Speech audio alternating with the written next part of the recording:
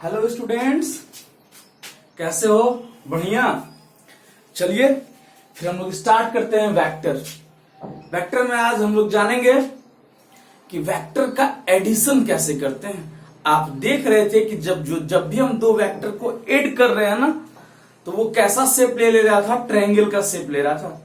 तो आज हम लोग पढ़ेंगे कितने तरह से हम वेक्टर को ऐड कर सकते हैं। ट्रायंगल लॉ, पॉलीगॉन लॉ और पैरेललोग्राम लॉ। ठीक है, तो चलिए हम लोग स्टार्ट करते हैं triangle law of vector addition. Triangle law of vector addition, इसको हम लोग हिंदी में क्या बोलेंगे? सदिशों के योग का, सदिशों के योग का त्रिभुज नियम, इसको हम लोग बोलेंगे सदिशों के योग का त्रिभुज नियम। मतलब जब भी हम दो सदिश को ऐड करते हैं और उसका फिगर अगर त्रिभुज जैसा आ जाए तो हम लोग उसको कैसे बनाएंगे। ठीक है, तो चलिए देख लेते हैं सारा कुछ फ्रेम में है या नहीं है। बहुत बढ़िया, आप लोगों को दिख रहा है ट्रायंगल थोड़ा ऊपर नीचे हो गया है, कोई बात नहीं है। चलिए स्टार्ट करते हैं। इसका पहले हम लोग डेफिनेशन लिखते हैं। देखिए तो, if two vectors can be represented by two sides, two vectors can be represented by two sides of a triangle, two sides of a triangle। अगर आप वेक्टर को रिप्रेजेंट कर रहे हैं तब मैग्नीट्यूड और द डायरेक्शन दोनों लिखना पड़ेगा ना। Two sides of A triangle, तो कैसा? तो मैग्नीट्यूड में भी एंड डायरेक्शन में भी। मतलब जो दोनों वेक्टर है ना, ये ट्रायंगल के दो साइड द्वारा रिप्रेजेंट हो रहा है। If two vectors can be represented by two sides of a triangle in same order, then its third side represents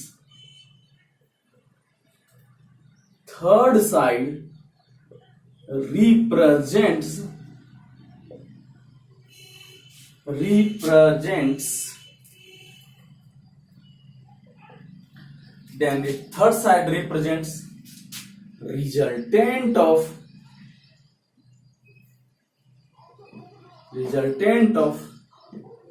two vectors in opposite order।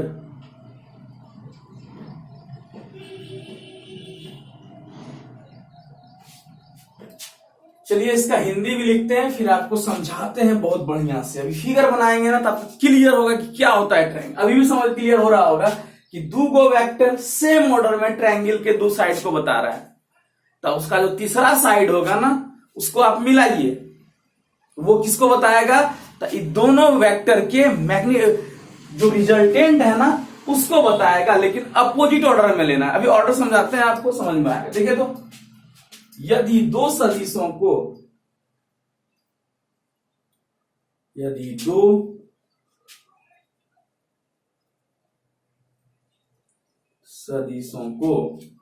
त्रिभुज की दो भुजाओं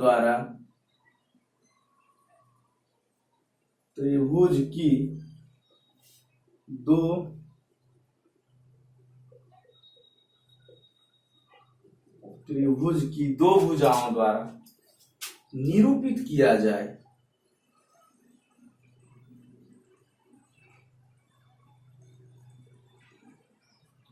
ये हिंदी मीडियम वाले के लिए भी है, ठीक है। यदि दो सदिशों को त्रिभुज की दो भुजाओं द्वारा निरूपित किया जाए एक ही क्रम में,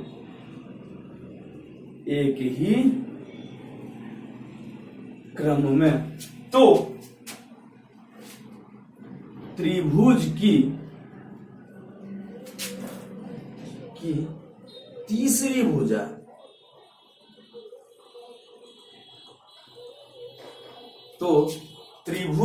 तीसरी भुजा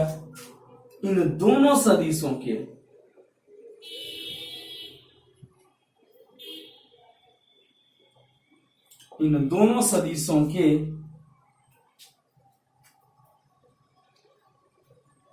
परिणाम को रिजल्ट है। तो त्रिभुज की तीसरी भुजा इन दोनों सदिशों के परिणाम को बताएगी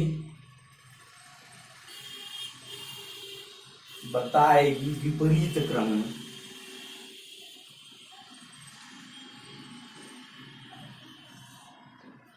ये बात आपको क्लियर है कि नहीं क्लियर है, ये बताइए कि दोनों को जोड़ने के बाद जो उसका रिजल्टेंट होगा, परिणाम होगा, वो उसका थर्ड साइड बताएगा। चलिए इसको मिटा दे, पता है बोर्ड छोटा है ना, इसको मिटा के फिर अभी हम लोग ना इसका डेरिवेशन करेंगे। इसको मिटा दें, आप नोट कर लीजिए फटाक से, जल्दी से नोट कीजिए इसको, और हम तुरंत से मिटा करके जो है अभी डेरिवेशन करेंगे इसका, ठीक है। चलिए वहां हम अभी आपको और डेरिवेशन में और समझाएंगे बढ़िया से।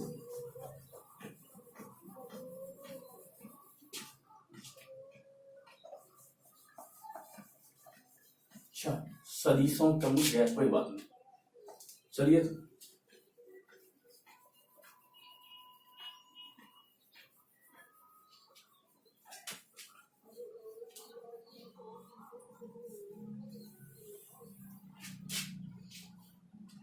तो यहाँ क्या लिखे हैं, सदिशों के योग का त्रिभुज। तो दो गो सदिश लीजिए आप। चलिए हम दो गो सदिश ले रहे हैं। एक गो सदिश ऐसे लिए ए, ठीक है, यहां हम लिखे हैं ए। एक गो सदिश सेम ही क्रम में होना चाहिए। देखिए तो सदिश को कैसे जोड़ते हैं, तो अगर कोई दूसरा सदिश ऐसे दिया हुआ है, ऐसे, तो ए है, तो ये क्या होगा, बी। देखिए तो एक ही क्रम में है, यानी एक क्रम का मतलब क्या, ये आपको एरो बता रहा है, पहले आप इधर जाइए फिर इधर जाइए, एरो यही बता रहा है कि ये एक क्रम, इसको क्या बोलते हैं, सेम ऑर्डर में। इसको हम लोग क्या बोलेंगे कि ये सेम ऑर्डर में है। देखिए तो सेम ऑर्डर में है कि नहीं, एकदम है। आप यहां से पहले यहां आइए, फिर यहां से यहां जाइए।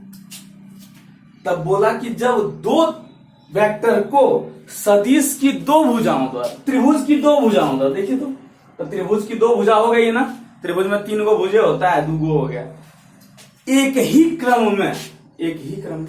तो जो तीसरी भुजा होगी ना, तो देखिए तो ये तीसरी भुजा है, ऐसे करके हम यहां बनाएंगे।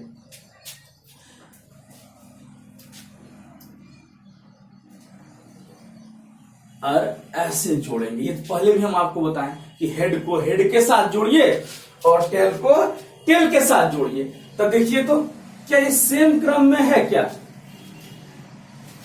यहां से यहां जाइए, यहां से यहां, तो उल्टा हो गया ना, तो ई रिजल्टेंट को बताएगा।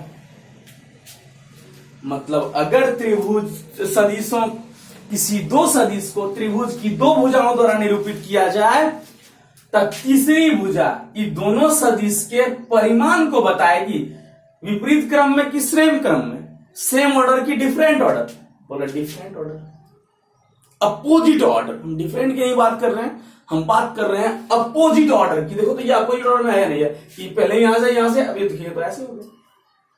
बात आ रही समझ में कि नहीं आ रही है? तो देखिए तो अब इससे हम लोग क्या करेंगे, पहले जो आप इंची टेप लेके इसको नाप रहे थे ना, वो अब नापेंगे नहीं।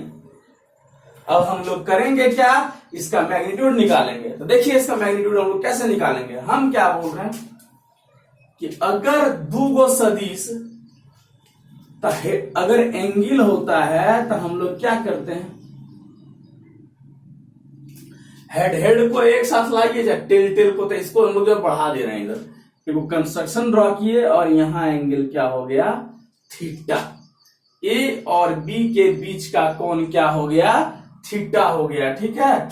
और ये हम बोल रहे हैं कि ये जो परिणाम है ना, इस हॉरिजेंटल से, ये परिणाम क्या है, हॉरिजेंटल से अल्फा एंगल बना रहा है। अब जो हम आपको बोल रहे थे ना कि साउथ ईस्ट के तरफ है, तो इस साउथ ईस्ट नहीं बोलना है, अब बोलना है कि हम डायरेक्ट क्या करेंगे, अल्फा निकाल देंगे इसका। बात समझ क्लियर है कि नहीं है, बताइए तो। अब हम लोग डायरेक्ट इसका जो है ये अल्फा, तो इसका मतलब क्या होगा, ये यहां से कितना झुक के पार हो रहा है, यही बात है ना। तो देखिए, तो इसका हम लोग बोल रहे हैं एम और इसको बोल रहे हैं एन, ठीक है। तो देखिए, तो इसको हम लोग ओ बोल रहे हैं। तो ई ट्रेंगल ओ एम और एन एगो समकोण त्रिभुज ने बन गया। देखिए, तो इन राइट एंगल ट्रेंगल, ये राइट एंगल ट्रेंगल है ना, समकोण त्रिभुज किसमें, तो ओ एम और एन में हम क्या लिख सकते हैं, तो हाइपोटेनियस का स्क्वायर, ओ एन का स्क्वायर, ये आपको पता है पाइथागोरस थ्योरम होता है। ओ एन का स्क्वायर बराबर क्या होगा, ओ एम का स्क्वायर प्लस एम एन का स्क्वायर। बात आई समझ में, इस समझने वाली कोई बात है, आप तेज हैं।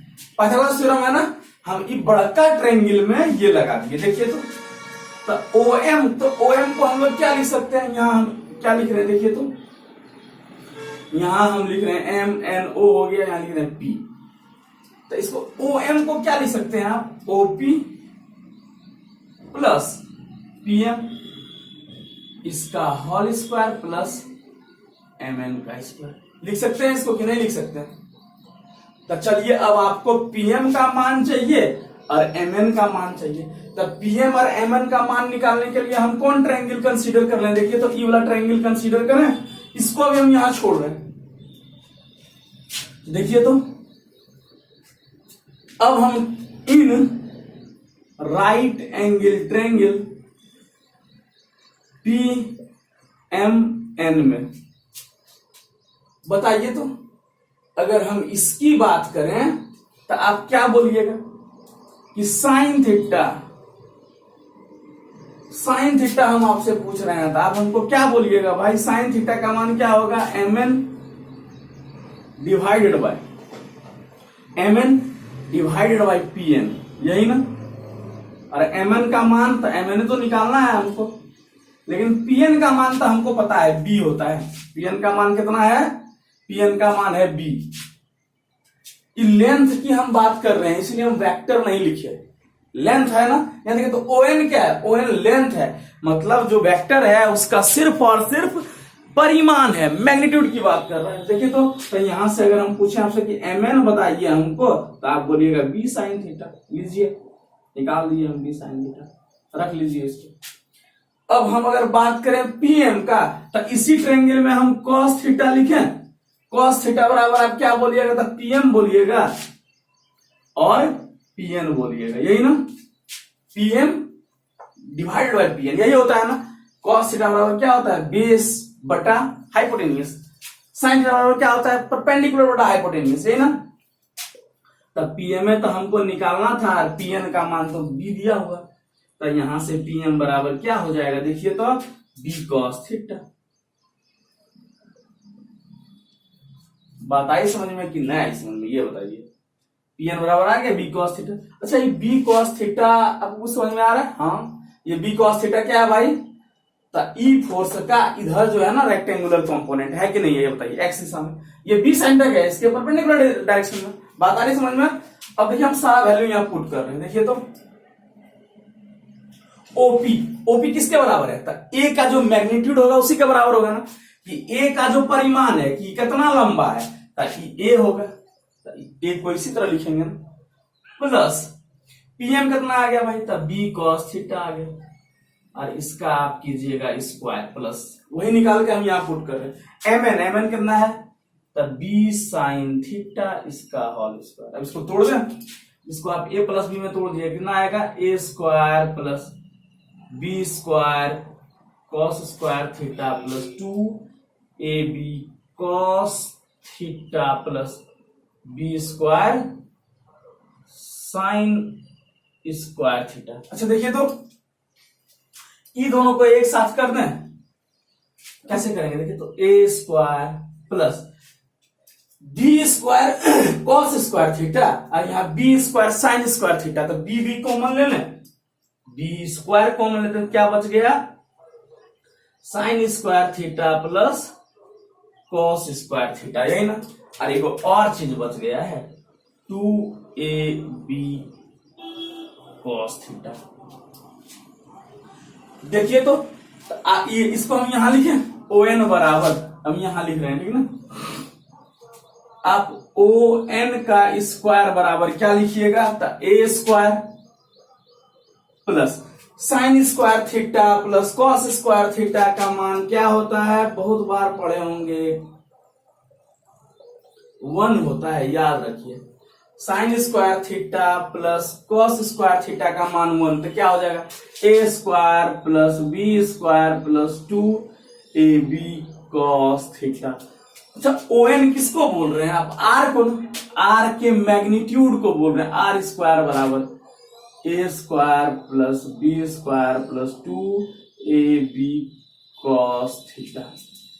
यहां से हम आर अगर पूछें आपसे क्या बोलिएगा? अंडर रूट ए का स्क्वायर प्लस बी का square plus 2ab cos theta. इसको याद रखिएगा हमेशा कि परिमाण हम लोग कैसे निकालेंगे? जब दो सदिश दिया हुआ हो और उसके बीच का कोण जो है थीटा दिया हुआ है दोनों के बीच का, तो हम लोग डायरेक्ट उसका, अब इंची टेप नहीं निकालेंगे, इंची टेप वाला जमाना खत्म हो गया, अब यही निकालेंगे। आर बराबर A square plus B square plus 2ab cos theta. मेरा कैप गिर गया, उठा लेते हैं भाई। बात आई समझ में? तो इसका मैग्नीट्यूड बता रहा है ना, इसका डायरेक्शन भी तो निकालना पड़ेगा। तो डायरेक्शन के लिए हमको बोलिए तो डायरेक्शन आप कैसे निकालिएगा? तो हम 10 अल्फा निकाल दें। अगर आप अल्फा का मान हमको बता दीजिए तो हम बोलेंगे ना कि इस सदिश इतना झुक के पार हो रहा है, तो दिशा हमको पता चल गया ना, पता चलेगा नहीं? ये बताइए। तो हम 10 अल्फा निकाल लें, इतना आप नोट कर लीजिएगा, नोट कीजिए, तो स्क्रीनशॉट ले लीजिए फटाक से आप, ठीक ना। और हम इसको मिटा रहे हैं, इसको मिटा देते हैं, इसको मिटा दें, इसको मिटा, इसको मिटा देते हैं। तो आर का मान आ गया मेरे पास,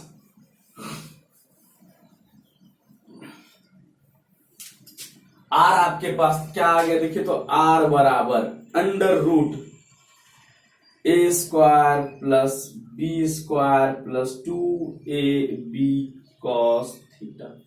ठीक है, बात समझ में आ रही है या नहीं आ रही है? आ रही है, आने दीजिए फिर उसको, जो आ रही है उसको एकदम आने दीजिए, जाने मत दीजिए उसको। देखिए तो अब हम बात करते हैं 10 अल्फा का। मतलब क्या होगा? ये 10 अल्फा हमको इस रिजल्टेंट का डायरेक्शन देगा। ये तो मैग्नीट्यूड आ गया ना, ये क्या आ गया? मैग्नीट्यूड आ गया, जिसको हम लोग क्या बोलते हैं? Modulus of R. ये आप बता दिया ना, मतलब ये आर का परिमाण बताया हमको। तो देखिए तो हम आप डायरेक्शन निकालें। 10 अल्फा बराबर क्या लिखिएगा? लिखिएगा mn। अच्छा, 10 थीटा बराबर क्या होता है? परपेंडिकुलर बटा बेस। तब बेस कितना है? OM। और आप सब मान निकाल चुके हैं। mn बटा OM का मान क्या होगा? OP plus PM। mn निकालें, देखिए तो mn b साइन थीटा क्या हुआ? b sine theta divided by OP का मान A और PM का मान b कॉस थीटा। मतलब 10 अल्फा बराबर क्या आ गया मेरा? b साइन थीटा बटा a plus b cos theta. इसको हम लोग इनवर्स में भी लिखते हैं। अगर आप इनवर्स फंक्शन नहीं पढ़े तो कोई बात नहीं, इसको अल्फा का मान हम लोग क्या लिखेंगे? आप यहां लिख के छोड़ सकते हैं, ठीक है ना। वहां से आप अल्फा 10 इनवर्स ऐसे लिख सकते हैं, b साइन थीटा बटा a plus b cos theta. ये आपको क्या बताएगा भाई? तो ई रिजल्टेंट का डायरेक्शन बताएगा। ई रिजल्टेंट का क्या बताएगा? डायरेक्शन बताएगा, मतलब दिशा को बताएगा कि बेचारा किधर जा रहा है। तो अब अगर आपको जो है दो गो वेक्टर ए और बी दिया हुआ रहे तब बोले उसका परिमाण निकालिए, तो बोलिएगा आर बराबर A square plus B square plus 2ab cos theta. और अगर दिशा पूछे तो बोलिएगा tan अल्फा बराबर बी साइन थीटा बटा A plus B cos theta. बात क्लियर है? इसको जल्दी से नोट कीजिए। आज हम लोग और जो एडिशन वाला चीज है ना सबको खत्म कर देते हैं, और फिर अगला लेक्चर में हम लोग प्रॉब्लम करेंगे इस पे। जल्दी से नोट कीजिए इसको, और फिर हम इसको मिटा देंगे। मिटा दें। अब हम लोग पढ़ेंगे क्या? Parallelogram law of vector addition.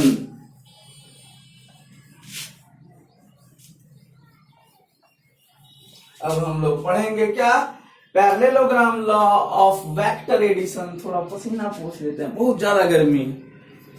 तो बोलिएगा सर बहुत मेहनत कर रहे हैं, बहुत पसीना बहा रहे हैं हम लोगों के पीछे। मिटा दें? तो सर आधा तो मिटा दिया, अब क्या मिटा दें बोल रहे हैं।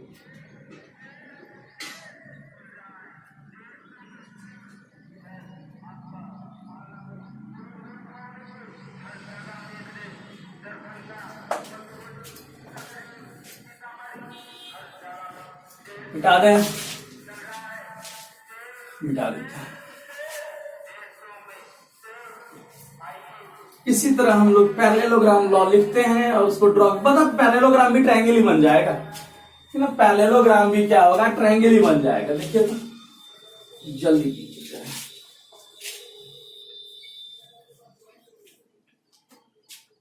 अब हम लोग लिख रहे हैं क्या? पैरेललोग्राम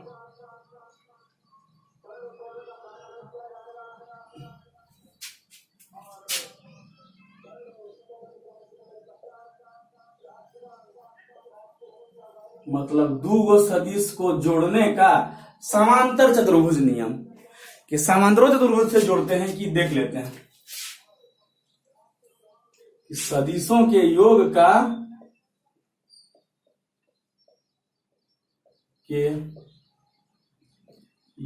का समांतर चतुर्भुज नियम।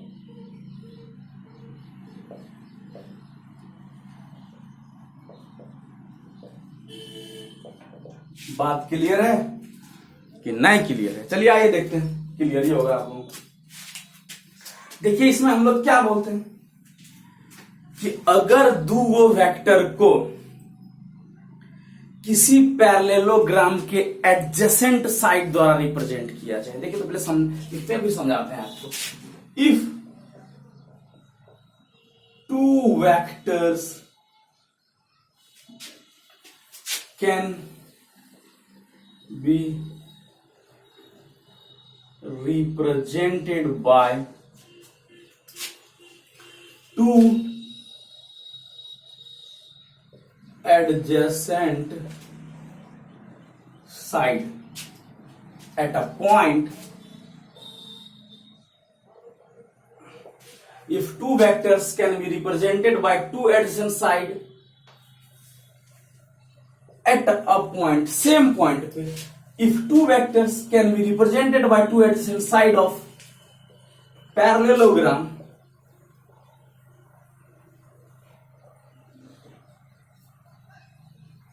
then its resultant represents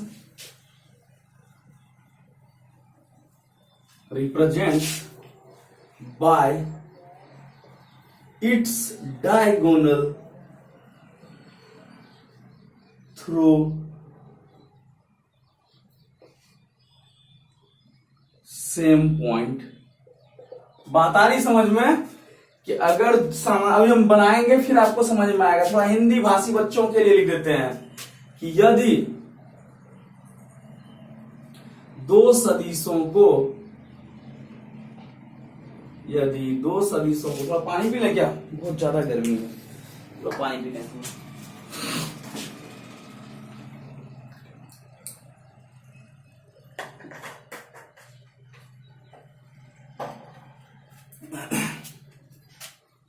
यदि दो सदिशों को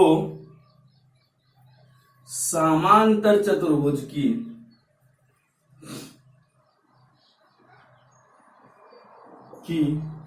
दो आसन्न भुजाओं द्वारा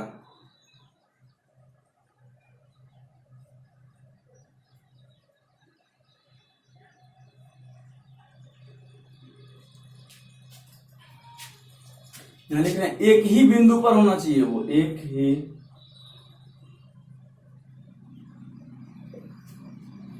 यदि दो सदिशों को समांतर चतुर्भुज की दो आसन्न भुजाओं द्वारा निरूपित किया जाए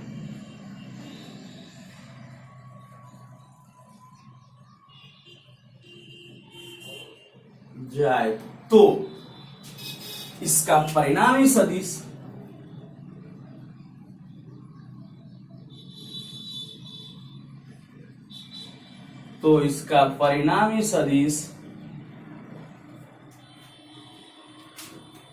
इसके विकर्ण को बताएगा।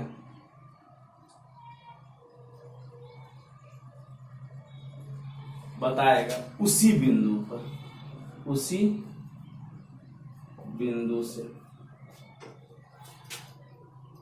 ये बात क्लियर है कि नहीं क्लियर? चलिए इसको मिटाएं, मिटा देते हैं इसको और इसका फिगर ड्रॉ करते हैं, तब आपको जो है ना और मजा आएगा कि सच में ऐसा बात है क्या। आप स्क्रीनशॉट ले करके वीडियो पॉज करके नोट कर सकते हैं, ठीक है। ये मत बोलना सर मिटा दिए तुरंत। देखो हम क्या बोल रहे हैं, ये पैरेललोग्राम लॉ जो है वो बोला क्या भाई कि अच्छा आसन्न मतलब जानते हैं, जो आपके जस्ट बगल में बैठा हो, जस्ट बगल में, उसको हम लोग क्या बोलते हैं, एडजेसेंट बोलते हैं, या हिंदी में हम लोग उसको क्या बोलते हैं, आसन्न बोलते हैं, आसन्न भुजाओं द्वारा। देखिए तो इसका मतलब क्या हुआ कि समांतर चतुर्भुज बना रहे हैं हम लोग, ऐसे ये वेक्टर ए है और ये वेक्टर बी है। देखिए दोनों जो है ना एडजेसेंट साइड है और एक ही पॉइंट से निकल रहा है। इसका मतलब क्या हुआ कि ई वाला नियम आप तभी लगाइएगा जब दोनों वेक्टर या तो एक ही पॉइंट से बाहर हो, नहीं तो एक ही पॉइंट पर आए, मतलब को इनिशियल हो नहीं तो को टर्मिनस हो, तब ई वाला नियम लगाएंगे, त्रिभुज वाला नियम नहीं लगाएंगे। अभी हम ये पॉइंट लिखेंगे, ठीक ना। तो देखिए तो समांतर चतुर्भुज ऐसे बनाते हैं हम लोग, ऐसे, फिर करेंगे ऐसे, यही बात है ना, ऐसे कीजिए इसको, तो यहां से ये इस तरह होगा। बात आई समझ में कि नहीं आई? ये तो ये अगर बी है तो इसको हम लोग बी बोलेंगे, ये तुम्हारा आर हो जाएगा। हम क्या करें, यहां से एक ड्रॉ करते हैं ऐसे, और इसको हम लोग ओ, इसको बोल रहे हैं एम एन पी। अच्छा ये आपको नहीं समझ में आने लगा क्या? देखिए तो ये पूरा थीटा है और ये आपका अल्फा है, कि ये अगर थीटा होगा तो यहां वाला भी थीटे हो जाएगा ना। समांतर वाला नियम जानते हैं कि नहीं, पैरेलल लाइंस वाला नियम। ये अगर थीटा है ये आपका मतलब क्या हुआ कि दोनों वेक्टर के बीच में एंगल थीटा है और रिजल्टेंट इससे अल्फा एंगल बना रहा है। तब फिर से वही आप काम कीजिएगा ना, ट्रायंगल वाला। फिर से देखिए ये 90 डिग्री वाला ट्रायंगल हो गया, तो ट्रायंगल इन, इसको जल्दी जल्दी कर दें प्रूफ। ये वही बात आ गई, फिर से फालतू में समझाने में टाइम पास होगा फालतू में। देखिए तो इन राइट एंगल ट्रायंगल किसमें, OPN में क्या लिखिएगा, OP का स्क्वायर बराबर, फिर से हम लोग वही काम करेंगे फालतू वाला, PN का स्क्वायर प्लस ON का स्क्वायर बराबर, फिर तुम्हारा क्या हो जाएगा, PN का मान यहाँ क्या हो, देखो तो ये PN इस राइट एंगल ट्रायंगल के लिए ये PN क्या होगा, तब B साइन थीटा हो जाएगा, और ये क्या होगा, B कॉस थीटा हो जाएगा। देखिए तो होगा कि नहीं होगा, ये हम सारा आपका भी बता चुके हैं। तो ये होगा A plus B cos theta इसका whole square plus B sine theta इसका whole square. Same to same triangle वाला नियम आ गया। देखिए तो एकदम ट्रायंगल वाला नियम भी आ गया ये।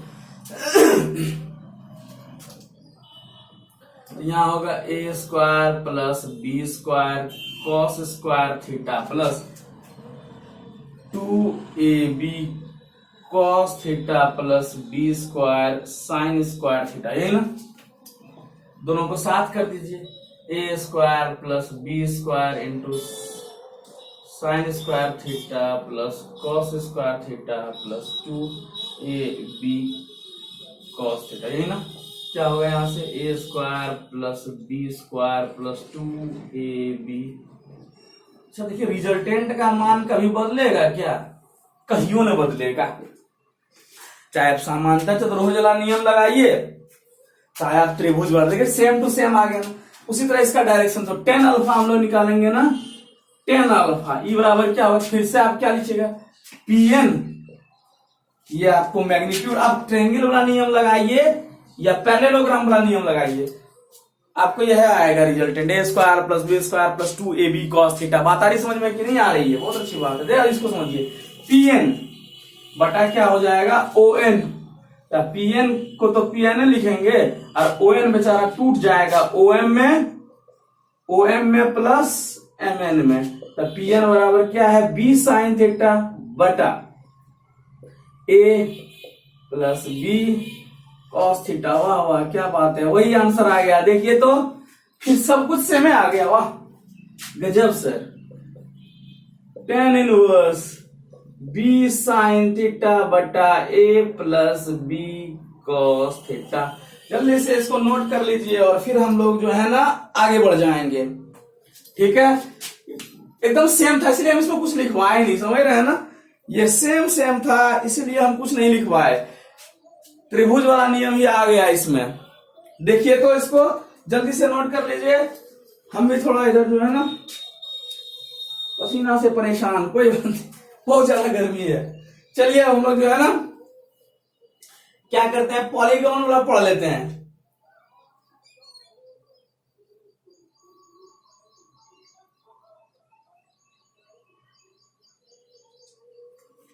देखिए तो मिटा दें, स्क्रीनशॉट लीजिए और मिटा दें इसको, फिर हम लोग पढ़ते हैं।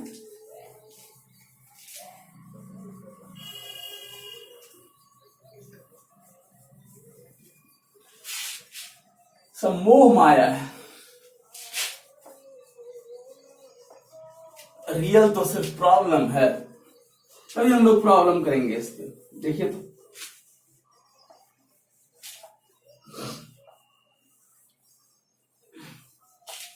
हम लिख रहे हैं क्या, देखिए तो polygon law of vector addition. Polygon मतलब बहुभुज बोलते हैं ना इसको, ढेरे भुजा होगा इसके पास, बानासुर जैसा, हजार भुजा। नाम सुने बानासुर का? नहीं सुने? आप लोग जैसा ही था, बहुत उत्पात मचाता था, आप लोग जैसा ही। देखिए तो polygon law of vector addition. नहीं भाई, आप लोग बहुत अच्छे हैं सर, हमको असुर बोलिएगा। अभी आपका जो है ना चैनल अनसब्सक्राइब करेंगे, लैपटॉप बंद करेंगे मोबाइल, और आपका जो वीडियो नहीं देखेंगे। ऐसा नहीं करना है, ठीक है। देखिए तो ये क्या है, सदिशों के योग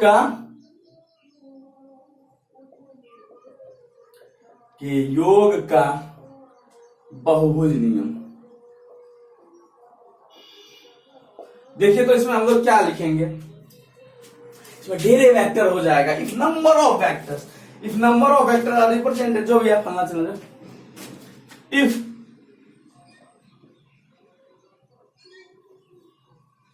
नंबर ऑफ वेक्टर्स, बहुभुज, पता नहीं क्या को भुजा होगा, बानासुर के पास शस्त्र बाहु था, 1000 को भुजा था, पता नहीं इसके पास क्या को है। If number of vector is represented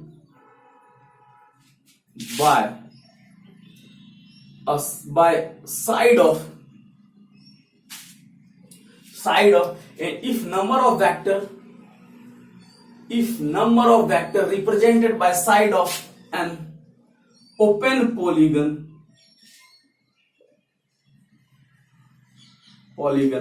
फिर हम बोलेंगे इन मैग्नीट्यूड एंड डायरेक्शन, वो समझ जाइएगा, ठीक ना। If number of vector is represented by side of an open polygon in, लिखवाइए दीजिएगा आप लोग। चलिए magnitude and direction, then its resultant will be closing side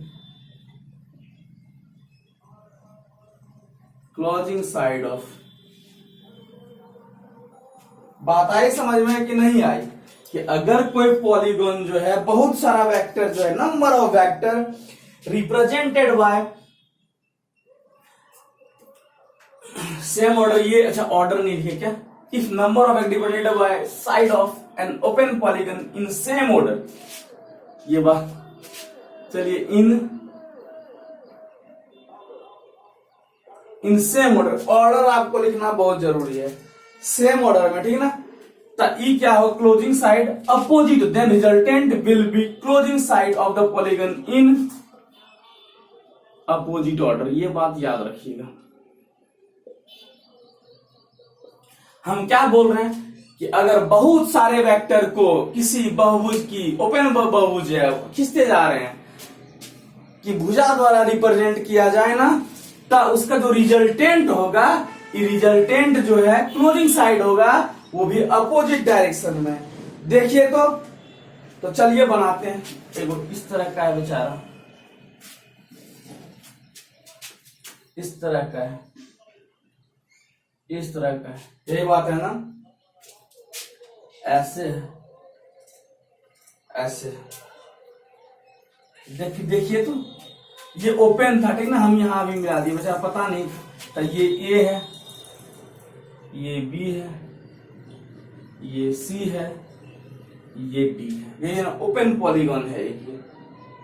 तो हम बोले ये सेमी ऑर्डर में है ना, तो इसका रिजल्टेंट देखिए तो यहां ऐसे करके होगा, और ये क्या हो जाएगा,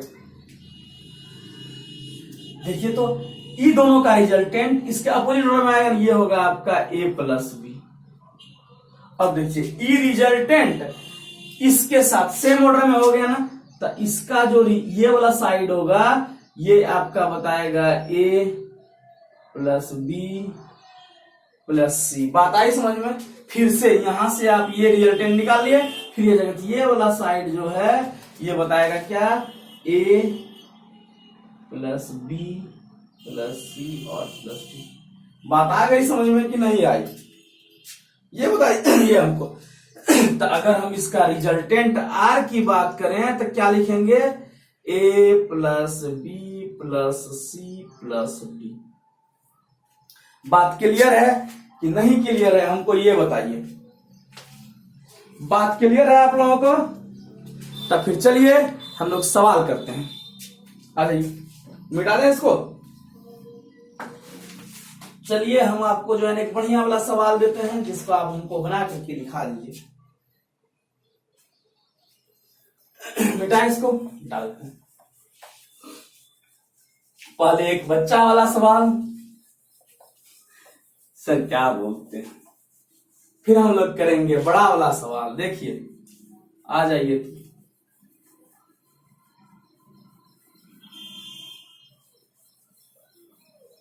देखिए हम बोल रहे हैं कि इफ ए मोड ऑफ ए बराबर, कुछ भी ले लेते, दो ले लेते हैं, मोड ऑफ बी बराबर 3 ले लेते हैं, ठीक है। और इन दोनों के बीच में एंगल थीटा बराबर लेते हैं 30 डिग्री। तो हम आपको बोल रहे हैं कि आर निकालिए, ए प्लस बी का जो मैग्नीट्यूड है, ए प्लस बी का जो परिमाण है उसका मैग्नीट्यूड बताइए। तो अभी हम बताएं, आर बराबर आप क्या लिखिएगा, आर बराबर जो ए प्लस बी है वेक्टर, ए प्लस बी इसका मैग्नीट्यूड। तो आर बराबर हम लोग क्या लिखते थे, अंडर रूट ए का स्क्वायर प्लस बी का square plus 2ab cos theta. ये बात है, क्या लिखेंगे, अंडर रूट। कहीं भी इस तरह का वेक्टर दिया हुआ रहे ना, जो एगो वेक्टर दिया होता है, ए और बी मैग्नीट्यूड दे दिया ना, यहां पुट कर दीजिए। 2 का स्क्वायर प्लस 3 का स्क्वायर प्लस 2 गुना 3 इंटू कॉस 30 डिग्री ना, देखिए तो क्या आएगा, cos 30 नहीं 60 ले रहे हैं, ठीक है, आसानी से कट जाएगा आप लोगों की सहूलियत के लिए। क्या होगा, 4 plus 9 plus 2 into 2 into 3 into 1/2, E2 को मारेगा अंडर रूट, कितना हो गया 6 9 15 90, ये बात है ना, इतना क्या हो जाएगा, यूनिट हो जाएगा। बात आ रही समझ में?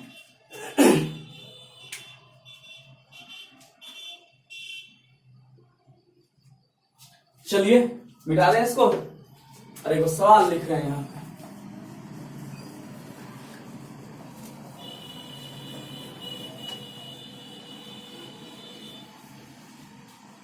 देखिए तो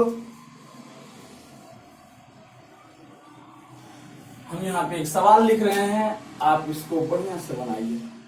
if two vectors are equal in magnitude and क्या लिखे, if two vectors are equal in magnitude and the magnitude of their resultant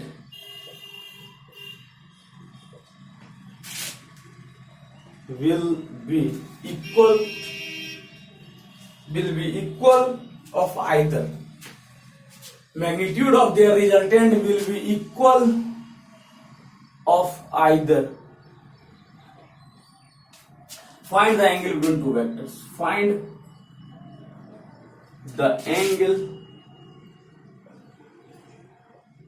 the angle between given vectors.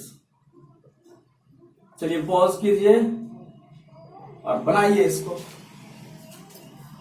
अगला जो लेक्चर होगा ना, हम लोग जो सिर्फ सवाल ही करेंगे इसका, बहुत सारा, आपको मजा आ जाएगा। सारा सवाल, सारे टाइप का सवाल हम लोग कर लेंगे, ठीक है ना।